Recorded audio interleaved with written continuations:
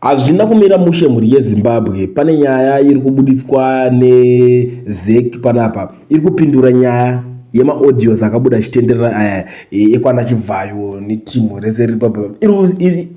Iri kutoedza kana kuti iri kungoramba nyaya yacho kuza mutaura imimi zvese izvi ndezvenyu, isusu hatizvizive nyaya ipo, ndo in short zvavari kutaura. So panapa tsamba raro rarinyora kuti we have noted a great concern social media posters and rumors circulating online that are causing public alarm and despondency, and we would like to put it on record that the Zimbabwe Electoral Commission ZEC has no conduct, nor did it procure any election material from or through individuals being mentioned in the report. All material produced for the 2023 harmonized election were obtained in line with procurement regulations, and there was due diligence as all tender processes were subjected to oversight.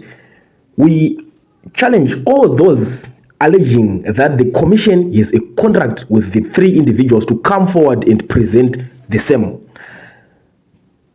We want to also publicly declare that the actual amounts used for procurement of all the election materials were far less than the figures being mischievously circulated on social media. All election materials procured during the 2023 harmonized elections were delivered on time. The Commission has also checked with the supplier who categorically stated in writing that they did not have any contract with the same individuals for the supply of election materials during the 2023 harmonized election. Furthermore, there were no third parties between the Commission and the election material suppliers. Any statements suggesting a contractual link between ZEC and these individuals for the supply of the 2023 harmonized election materials are inaccurate, misleading, and mischievous, and therefore should be dismissed with the contempt it deserves. The Commission assures all its stakeholders that all procurements were above board. Nyaya iri panapa ndeyekuda so vari kuti vatatu ava vari kutaura mumaaudios ava vachinzi takazoshayana mari takazodainso takazodidi,